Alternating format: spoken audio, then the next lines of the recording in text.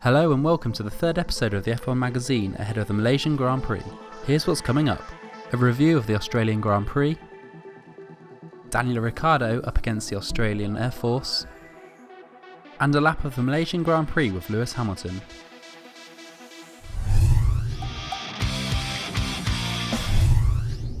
The first race of the season was dominated by Nico Rosberg on a day when some of his closest rivals for the title failed to even finish, including that of his teammate Lewis Hamilton. The Mercedes driver controlled the race to finish almost 25 seconds ahead of Daniel Ricciardo. The German's pace was an ominous sign for his rivals, who were no match for the Merc's pace. Ricciardo meanwhile impressed for Red Bull on his debut, but his second place was taken away after some 5 hours after the race finish, as he was deemed to have broken the maximum fuel flow limit. That advantaged several drivers behind, but mostly the McLaren drivers of Kevin Magnussen and Jenson Button, to give the Woking team a double podium following one of their worst ever seasons in 2013. Ferrari's start to 2014 was an underwhelming one, albeit a good result on the day when finishing was the main aim. Fernando Alonso's 4th and Kimi Räikkönen's 7th put Ferrari into overall 3rd in the Constructors' Championship. Valtteri Bottas proved Williams' return to form with 5th, just ahead of Force India's Nico Hülkenberg, but Bottas' result could have been sweeter had he not struck the wall as he chased down Alonso. The Toro Rosso pairing Jean-Eric Vergne and Daniel Kvyat were 8th and 9th, while Sergio Perez finished the point scoring positions. In a race when 10 or so finishes was expected, it was a surprise to see just 5 cars fail to make the checkered flag due to reliability. Kamui Kobayashi and Felipe Massa were out at the first corner after Caterham's brake-by-wire system failed to stop the Japanese driver from sailing into the rear of the Brazilian. Kobayashi was cleared of any wrongdoing by the stewards as they deemed a mechanical issue was at fault.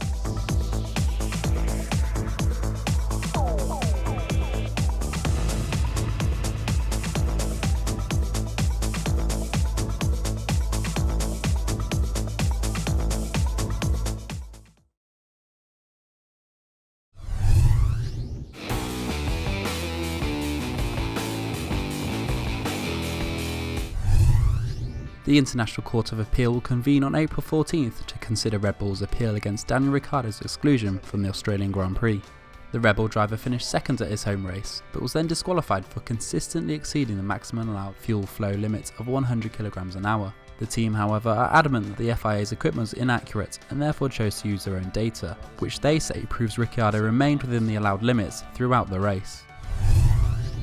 The Long Beach City Council are due to meet in April to consider whether or not they should renew IndyCar's contract to race on the Californian Street Circuit, or to allow Formula 1 to bid for the race. The circuit's contract is due to expire in 2015, and the race's original co-founder, Chris Pook, is backing F1's return to Long Beach, where it last raced in 1983. He outlined what it would mean for the local economy and revealed that the circuit would require $10 million in upgrades to bring it up to F1 standard, the bill of which would be footed by the organisers. Christian Horner is adamant that the RB10 is a good car, capable of fighting at the front, but blamed the Renault power unit for its shortcomings in terms of pace and reliability. Whilst Daniel Ricciardo proved it was a match for much of the field, Horner says they're losing time on the straights, which is where Mercedes is gaining its biggest advantage. When asked if the power unit was to blame, he replied, "Well, based on the fact that we're giving away about a second on the straights, I'll let you conclude." FIA President Jean Todt says he would be open to louder and less fuel-efficient engines if that's what fans truly want, following much controversy in Australia over the new V6 power units. The Frenchman, however, believes fans should just wait a few races to see what the racing is like before complaining. Only then would the FIA consider making changes, though it's yet to be seen how the engine manufacturers could increase the noise without adding some form of artificial element. Red Bull owner Dietrich Mateschitz has warned that the energy drink could quit Formula 1 if it's involved in further controversy, similar to Daniel Ricciardo's disqualification from 2nd place at the Australian Grand Prix. The Austrian insists it's not only economic reasons which could see them pull out, but sporting values and political situations too. He said the team would only take so much before reviewing its involvement in the sport. The 69-year-old also criticised the new engine formula, which he described as absurd.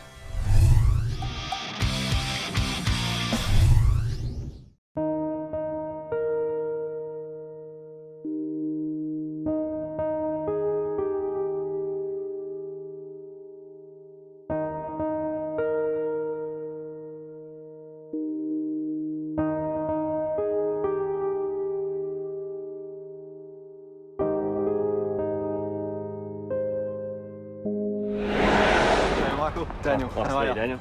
Yeah, good. Yeah. Good. I'm a little bit overwhelmed right now. It's like two dreams are right in front of me pretty much. Wow, mate, that is awesome. And how long have you been flying? I've been flying about 4 years in the Hornet, about 7 years total. Joined at 19, so it's been pretty quick. Probably didn't get started quite as early as you did.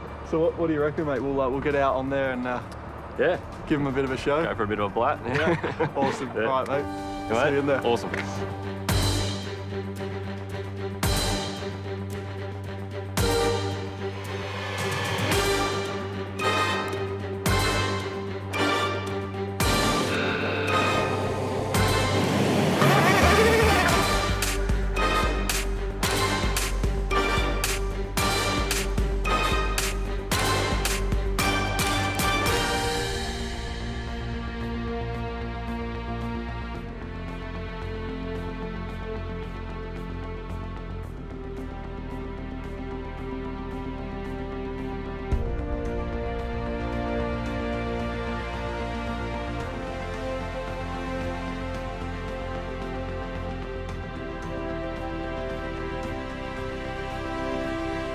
The craziest part, I think, was when it was behind me and looking in my mirrors and seeing a Hornet. You know, like normally I see an F1 car behind me and already that's pretty cool, but a Hornet was something else. Top Gun, that's all I think of. It was cool. I mean, so unique. Something, you know, that I'll probably never do again. But it was such a great experience. You know, I'll try and get maybe try and bring my phone there and take a few snaps. I'm sure not many people get to see that picture every day. So I think got the utmost respect for the guys. I think we fly fast, but generally we're quite far away from each other, whether it's the bad guys or the good guys. Seeing them do those speeds, you know, within touching distance of the other car, it's pretty crazy, and especially when you got big walls coming up in front of you as well. So I think a lot of respect for those guys. Their concentration and they must have for the entire race must be pretty cool.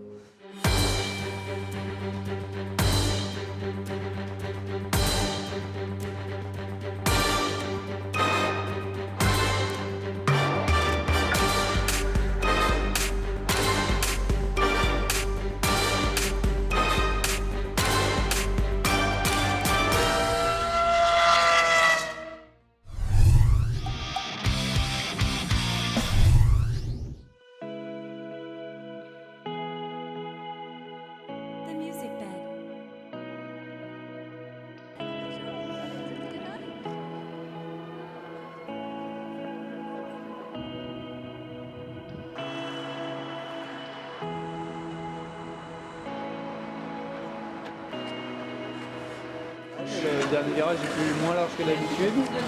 Il y a une chicane dans la ligne droite.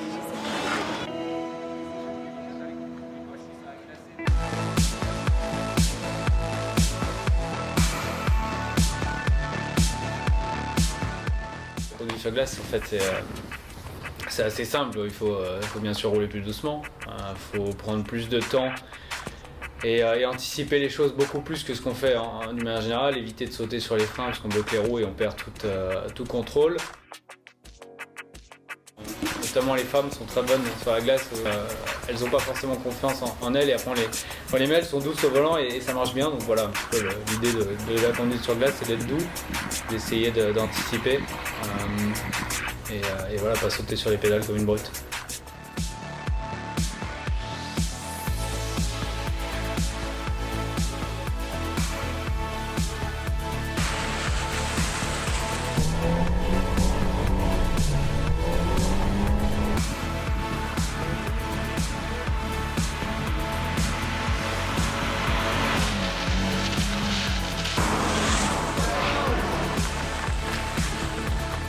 J'étais venu il y a 3 ans, qui a pris pas mal d'ampleur avec de plus en plus de monde et un engouement qu'on aime. C'est vrai qu'en Russie, à chaque fois qu'on vient, on a un bel accueil, des gens passionnés.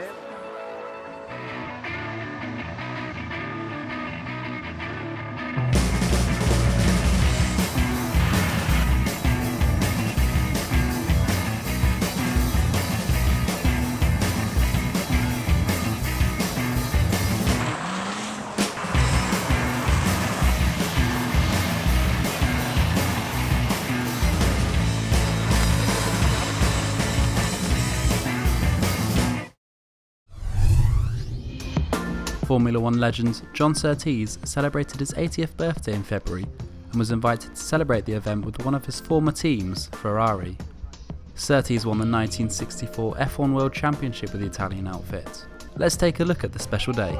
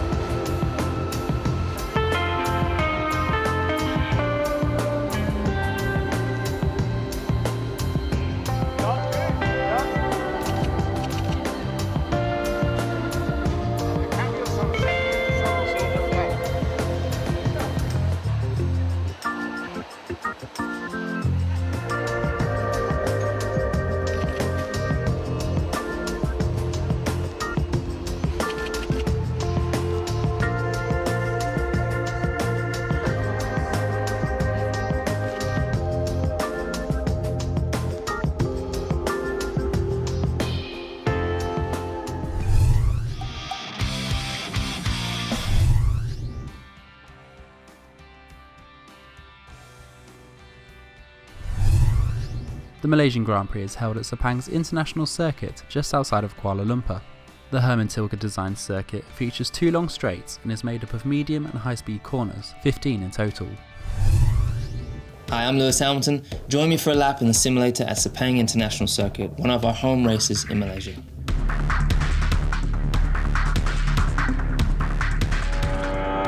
quite a long straight. Pick your braking point perfectly. Kind of make it a V into the first corner. Does seem to go on forever. 2007, my first time at the circuit. I didn't have a drinks machine, so I lost 4 kilos during that race. I was exhausted. I finished second. We had a team 1-2. It was a good memory, and it's still a race that I haven't won, so fingers crossed for this year. Nice lift on the way in to turn 5 to get the front end in. Try and power through 6. Braking into turn 7, kind of a bump, then powering through, want to power through turn 8. Back to the right hand side for turn 9. Make sure you get a really good exit here, particularly new tyres, that's where all the grip is. Turn 11, clip the apex. Really make sure you get a good exit here because you carry all the speed down through 12 and 13. Very hard to pick your braking point for 14. Exit is really important again. This year, drivability is a big issue for all the teams and also for us, and something we're always trying to improve. And with Petronas Primax fuel, it creates a finer fuel spray keeping the injectors clear. It makes it much easier to drive. DRS on the exit of 15. Get overtaken, it's easy to re-overtake the guys. And that's a lap of Sepang. So that's it from me, but make sure you keep your fingers crossed for our race on Sunday.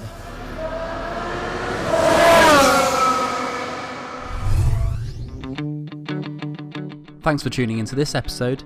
If you've enjoyed the F1 magazine, please feel free to share our video.